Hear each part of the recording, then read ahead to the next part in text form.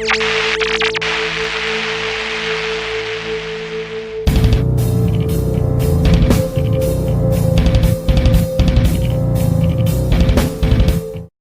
everybody, welcome back to another bonus episode of Horror Talks with Tate. My name is Tate Irons and I'm the host of the podcast, and today we have a very special guest. I'm here with Mindy, who is an actress of the upcoming movie called Killer Pizza Man and the author of Resilient Warrior. So, how you doing? I'm doing really well. Thank you for having me. Yeah, no problem. So I gotta say, you are actually the first author I get to interview. So it just I, yeah, it just I've feels done two great. books. I did a children's book called The Dragon's Voice, and that came out about a year ago. And then my autobiography called Resilient Warrior. Both books are actually in family advocacy centers, as well as the Alabama Sex Trafficking and Child Safety Alliance. And then my children's books are in 6 states and 5 different police departments. Wow, that is amazing. Thank you. Yeah, no problem. Because I think I should definitely check out your books. That'd be great. Yeah. They look like So this, just so you get the right. They're on Amazon, and they're actually in 17 countries. So I definitely know that they are available. And then this one, if you have any children or know any children. yeah, I mean, I have like a lot of nieces and nephews. So Oh, there you yeah, go. yeah. So yeah, I should definitely have a look at them. Yeah. So I'm gonna ask you about you being an Killer Pizza actress. Man. Yeah. Um, so so before I ask about that, how did you get into acting? So my mom actually was the one that loved acting when I was younger, and I hated it. I was like, I'm never doing this because she wanted to shove me into it, you know. And then she also pushed me into modeling. So I've been doing like pageants and stuff until I was 18, and I was like, hey, if I win this next contest, we're done. Actually, after this last one, we're done. She's like, yeah, yeah. I was like, promise. She goes, promise. Then I won Miss San Francisco Bay Teen USA, and I was like, yes, I'm done. Not so much. She goes, well, there's another one called Miss World. And I'm like, I don't care about the world. I want to be done. So I went into the Army, was a combat medic in the United States Army, and a field medic, and then came out 4 years later and became a nurse. So I'm actually a nurse. I've done this now for 31 years. I'm also a medical researcher. And then acting. So unfortunately, some events happened at the VA that left me bedbound for 3 years and 8 months. So I was very angry with what they had done and how they treated us. Like the VA hospitals aren't very great to veterans, number one. And number two, I'd been trying to change things since that happened. And now we have something called community affairs, which is great. You know, people can actually go see civilians sometimes if they're too far from the VA or, you know, they don't have those services, which is great. And then because of my anger, a friend of mine met me at the coffee shop and she owned the coffee shop. And another friend of mine was there and she's like, you know, you would be really good at this one class that we take. It's called improv. And I'm like, improv? What's improv? And she's like, you can get out every emotion you want to. And I'm like, really? Without consequence? I'm like, oh, sign me up. So then I did improv and I loved it and went to, I was on social media prior to this, anyways, but I had done social media gatherings and stuff like that and was telling people I was doing improv. And another veteran had asked me, he's like, hey, you know, have you ever thought about doing independent films? And I'm like, what's an independent film? I don't know. You know, I've been trying to run away from this for a long time. He's like, well, just come on set and we'll show you how it is. And if you don't like it, you can just leave. I'm like, all right, nothing to lose there, right? So I was like, okay. So I drove 3 hours, went to Portland, and I enjoyed watching the things, it reminded me of my childhood. I was like, oh, I don't remember it being quite like this.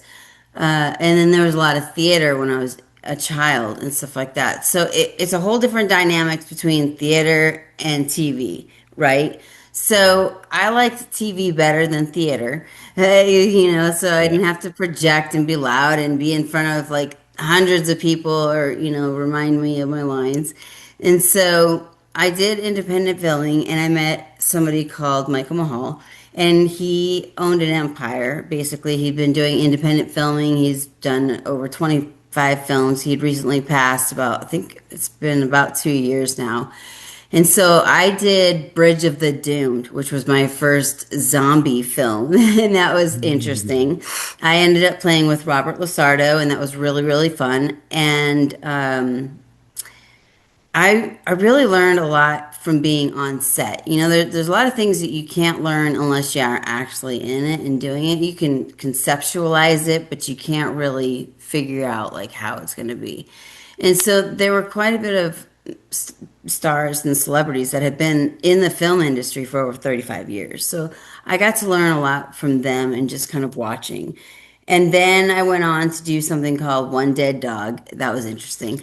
And then I went to Portland again, was asked to do a TV series, but it never got off. So basically, we ended up doing the pilot portion of it, and I'm not sure if there wasn't enough funding or what happened, but I got paid, and that was it. So I was like, well, maybe I should do something more.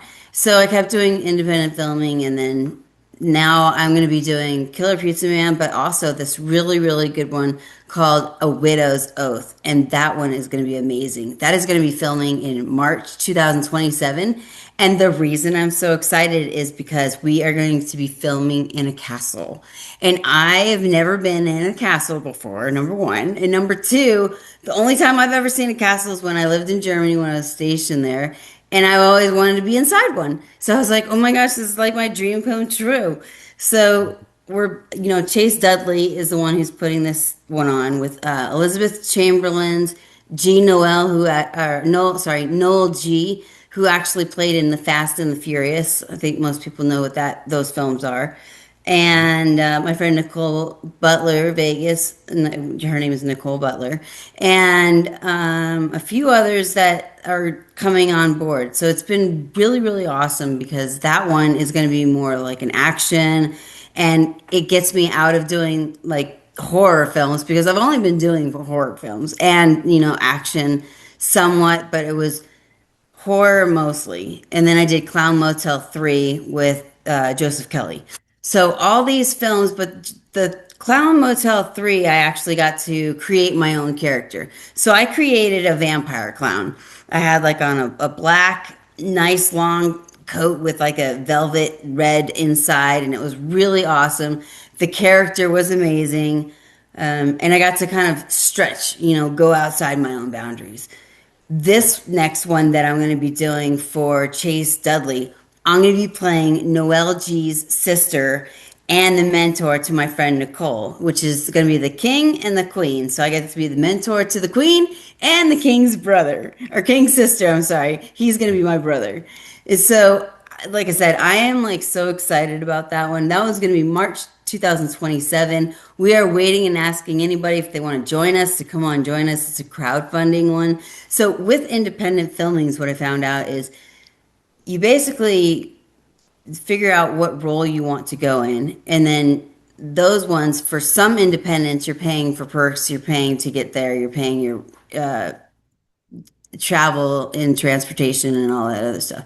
And then some that I've been in, I've gotten paid, and there's different perks on those. So it just depends on where you're at in the filming industry, and if somebody actually knows you or if somebody's recommending you. It just depends on how that works. And then Killer Pizza Man that's coming up. I'm not sure if it's going to be filming in August or September. There's not really a date that's locked in yet, and there's not a location that's locked in yet. So we're kind of waiting for that one. And I don't really know my role in that one because I don't have a script yet. They're working on the script. I'm supposed to get it at the end of this month. But I'm really excited for those two opportunities that are coming up. And then I'm flying to Tennessee for a public speaking event and for my books, as well as we're working on getting the women's event situated so that if 10 people come, I'm going to be flown out to Texas and get paid basically to do inspiring promotions and talks and stuff like that, because I love to inspire people as I go and talk about my books, but also really lead a team of women into kind of finding out like who they really are from the core and what can they do to inspire themselves to live out their dreams and to fulfill their dreams. This one happens to be a women's retreat. The other one was like co-ed retreat where I can, do both of them.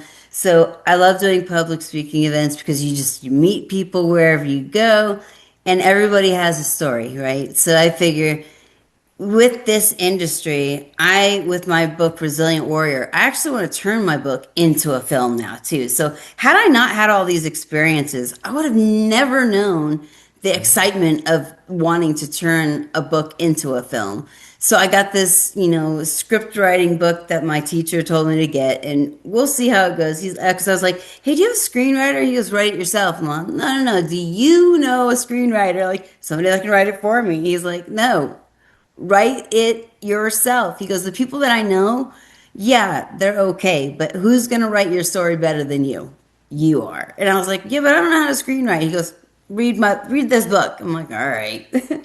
Yeah, yeah, that's so cool. So yeah, I'm really proud of you about you going to the castle for the first time. Like Oh my God, that's I'm so impressive. excited. When I was in the Yeah. army, I lived in Europe. And there were castles all over, don't get me wrong. But I never got to go like up close and personal. The only ones that I've seen were like on television. And this is kind of like a Scotland theme, almost like Braveheart. No, it's not going to be Braveheart, obviously, but it's going to be like the themes of that, Scotland.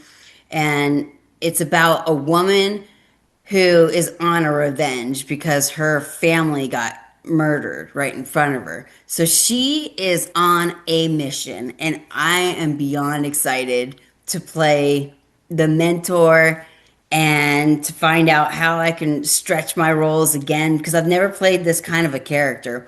I've always wanted to play something kind of more serious and kind of like a stronger woman, a role, and really kind of figure out like where I could lead my own self into these films. I wouldn't mind doing a couple different genres just because I don't like to be typecast. So I'm trying to do all sorts of different ones so that I don't get just stuck in horror.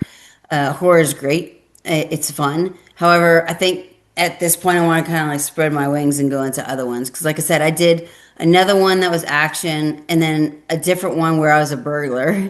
And I was basically stealing cars. So that was interesting. So that Yeah. was in Portland as well. And I was invited to come up and they said, why don't you come up and we'll cast you in this one. And I was like, oh, okay. Things were paid for, it was great. It was a great opportunity. I got a little bit of money while I was doing it. That was fun. I got to drive up, meet new people, and it led me to other things that I got to do with different projects. So wherever I go, I seem to meet different people with different things. And so I love meeting new people whether it's film or medical or whatever. I just kind of like to talk to different people and find out like, hey, what's your story? Or, what are you up to? And maybe we can collaborate in the future. Maybe we can't, maybe we can. But with action, it's going to be very different because you're enthralled in different scenes. So it's going to be very interesting with this castle because we're actually going to be inside it this time. And I've never, like I said, I've never been inside of a castle. I've only seen it and I've seen them on TV. And I was like, holy crap, is that what we're going to go see? Oh my goodness. So I was calling my publisher and I was like, have you ever been in a castle? He's like, I lived in Germany. Of course I've been in a castle. I'm like, oh yeah, of course you have. I have not. Being in America, I didn't even know there were castles in America. Little did I find out that there was. So it's going to be very fun. Yeah, yeah, I bet it's gonna be very fun. So yeah, I'm really looking forward to it. Um, so I'm gonna talk to you about your book, Resilient Warrior. Sure. What inspired you to write that book? So, funny thing, my grandmother actually asked me to write this book when I was about 20. I'll be 50 in December. So, I found out, and I was putting it off. I was like, yeah, I'm going to write that book. And when I got out of the military, she goes, you should write that book. And I'm like, yeah, I'm going to definitely write this book. I just got to get things together. And she's like, okay. Then I found out she had gotten first stage of dementia, and I was like, I gotta write this book. She's gonna be dying soon, so I better get this out and get it now. So it took me about 3 years to write the book. It took me four editors, and then I found my publisher who helped me. And in the year 2020, I think, is when it actually got published. And so we had to change the title from A Resilient Warrior to Resilient Warrior because I took it off Amazon Prime. Little did I know that they completely take you off everything. So I didn't know by not having IMDb Pro, they in Amazon Prime, they kind of switch you off of everything. So we changed the title to Resilient Warrior and the cover of it to have more of a serious face because my publisher was like, I don't know if you should be smiling with this, book because it's your book, and you're not a resilient warrior and you're not the resilient warrior. You're just resilient throughout your childhood and throughout the things that have happened. So I've overcome trauma on every spectrum that you can imagine: sexual abuse, physical abuse, emotional abuse, spiritual abuse, and then the last one in 2014, medical abuse. So it has been a very interesting lifehood that I've had, and I'm a survivor of many. And so now I'm also working with people that have been human trafficked and sex trafficked, whether they're very young in age or older in age in adulthood. Right now, I'm working with ages about 25 and lower. We just haven't had anybody yet that's older. Most of them have been young, and I'm mostly helping the women side because they feel more comfortable talking to me than they do. The guy that I'm working with, he does basically the mental health portion, and then I help him with helping women get inspiration. I help them get different hobbies. I'll try to figure out different resources that they need. And then mostly there just to listen, not just, but mostly there to listen, talk, and then get them help if they need to call the police officers, which we had an incident last week where domestic violence was occurring. We pulled her out, ended up helping her go to court, go to the police, get things settled, get her to a new home. She's getting a new job now. So it's really awesome to see somebody go from where they're scared, alone, and feel hopeless to now having a job, wanting to do stuff. I have another one who messaged me the other day and she's like, I think I'm either going to go in the military or do CIA. And I'm like, okay, well, that's a big spectrum difference. Let's talk about this. And then so now she's going to think about doing the CIA or FBI.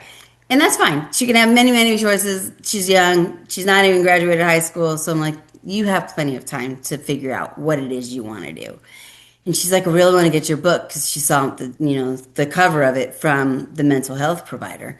And I was like, yeah, when you get done reading it, let me know because you might be triggered. And she's like, yeah, I don't think I'll be triggered. I've gone through so much, this, that, the other. Then she reads it and she's like, you've gone through a lot of what I've gone through. And I was like, well, that's great. Let's talk about that.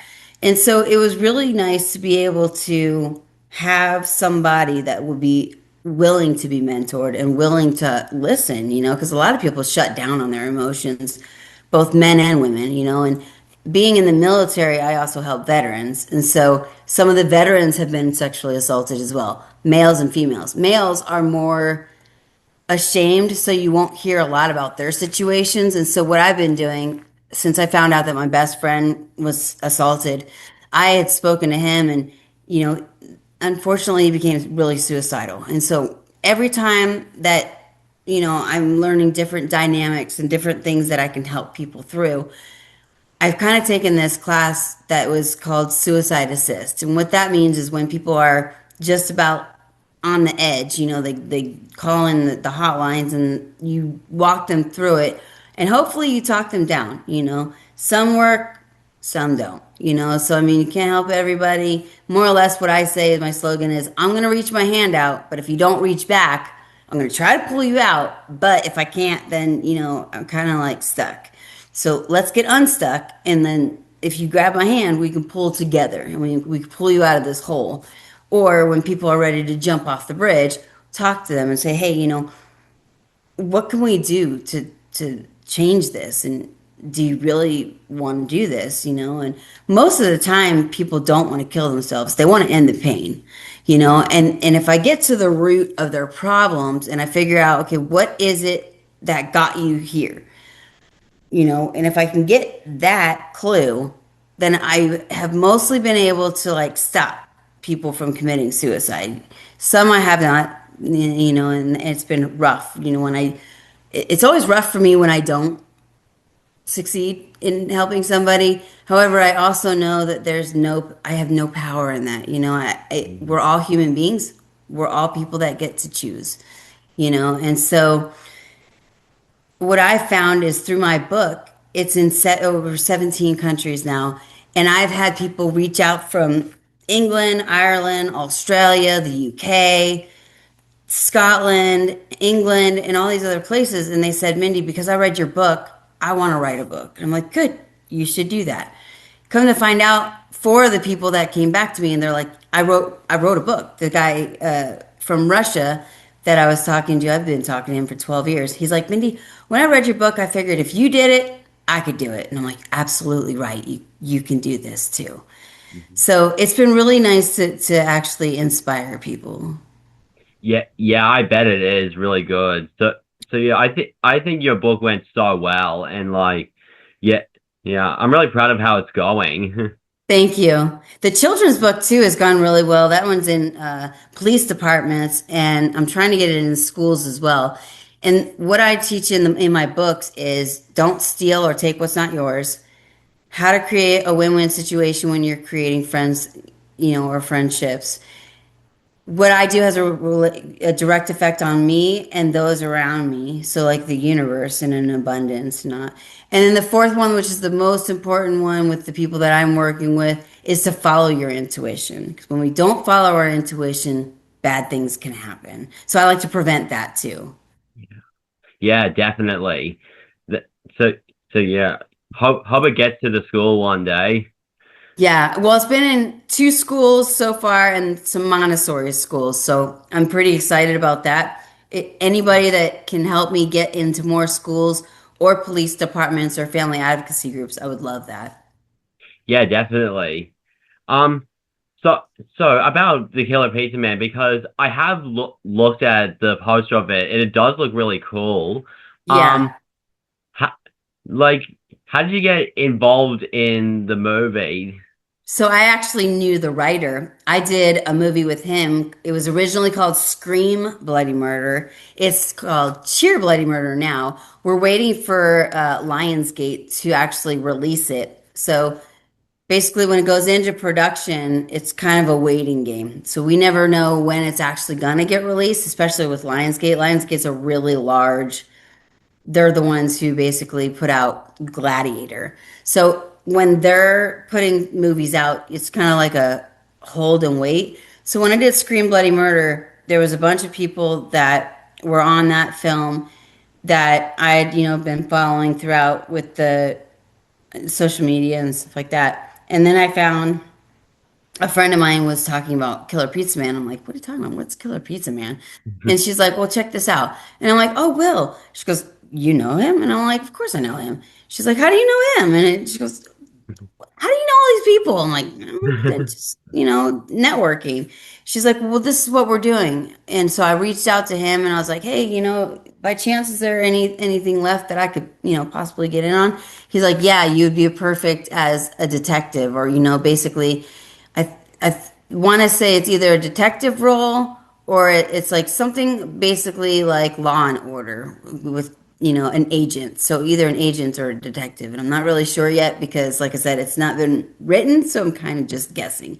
He said that kind of a role, and so I'm excited about it. I know that there's going to be a lot of really cool scenes in there, and I've asked for a specific one, so it's going to be very fun doing the scene that I've asked for. And then a friend of mine's going to be in with me, Nicole. So we're going to be in a scene together and play off each other. So, I mean, it's been really great creating these friendships too, because sometimes when you're in a film, you don't know where it's going to lead. And so a lot of these have actually created friendships that I've been friends with for 10 years now. And what I hope to do is have more friendships like that and then lead into more friendships and networking so that we can all help each other out. Yeah, yeah, definitely.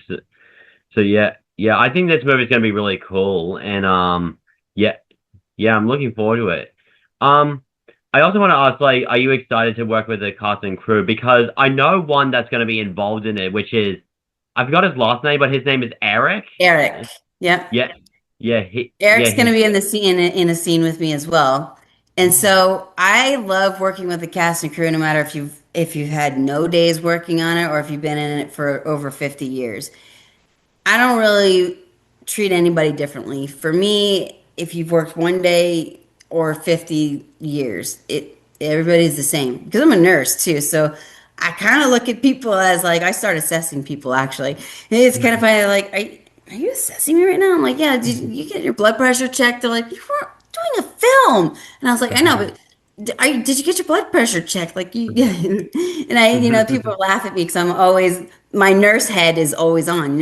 I've been a medical researcher and a nurse for 31 years. That is never going to leave me. Wherever I go, I'm just like, you okay? How you doing? You feeling all right? You have a cold? What can I do to help you? So, um, it's going to be fun playing those roles as well with them.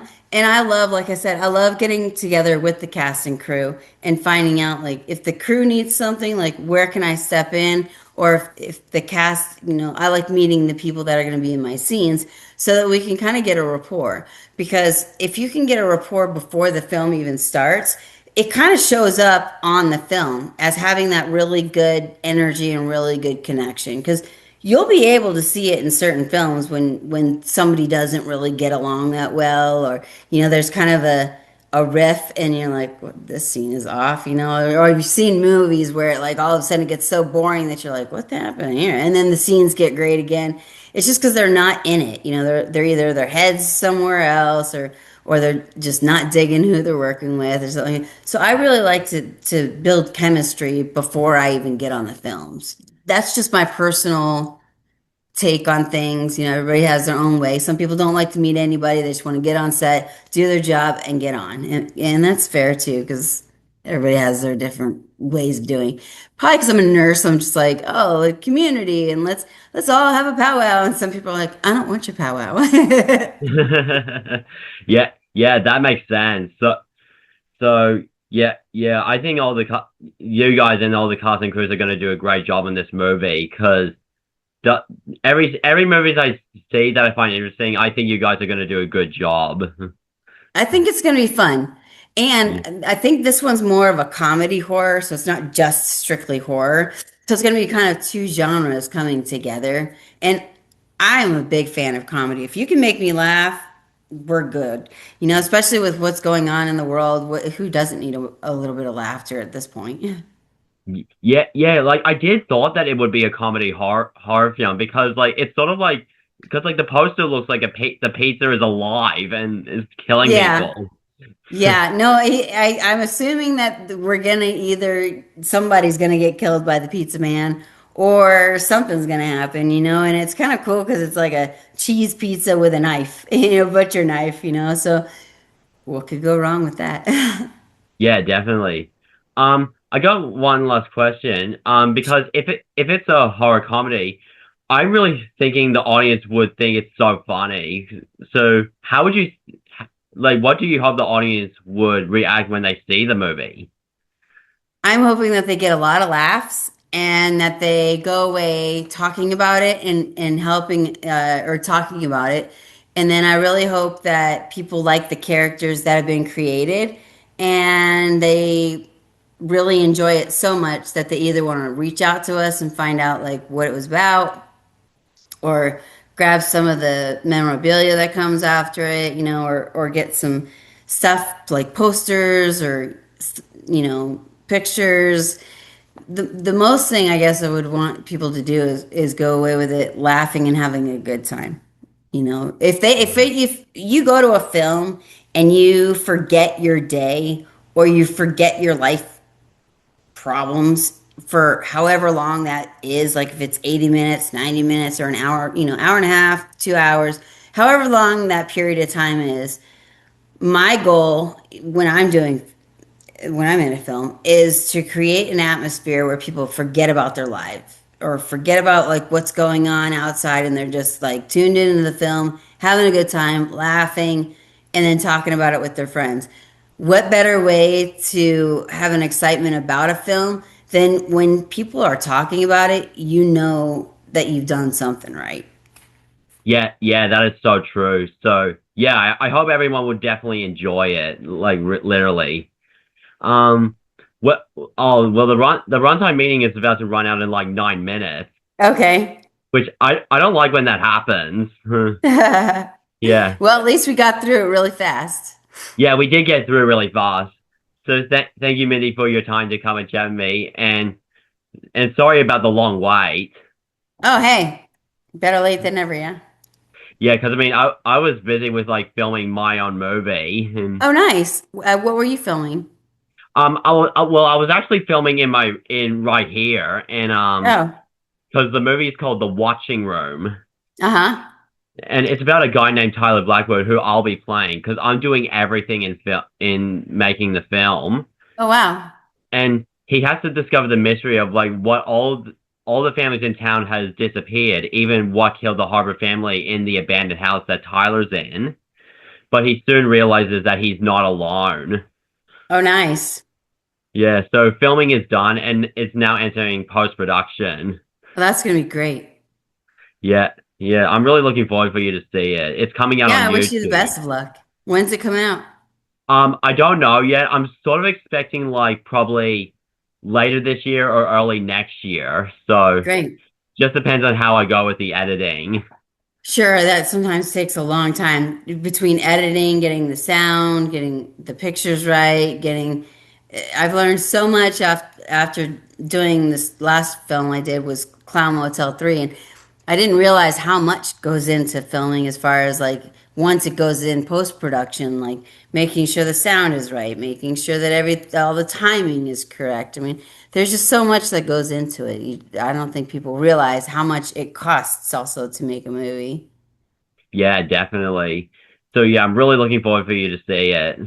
Great, thank you. Yeah, no worries. And I'll definitely check out your books when I can. Yeah, great. Yeah. So They're guys, on if you Amazon. yeah, on Amazon. Yeah, I'll check that out. So guys, if you are interested in checking out Minnie Dougherty's books, then go check them out. Yeah, you can see them right here. And yep, there's another one. And yep, yeah, go stay updated for Killer Pizza Man that will be filming very soon. And Yeah, really looking forward to it. So thank you guys so much for watching this interview, and sorry for not being doing the interviews for so long because being busy with my movie, and so glad I got it finished, like the filming, for and sure. yeah, hopefully it goes well for everyone. That's great. Thank Yeah, you for your time. yeah, no problem. Thank you so much for your time, and hope we chat again soon. For sure. Have a great one. You too. So guys, make sure to stay spooky, and I'll see you in the next episode. Bye bye.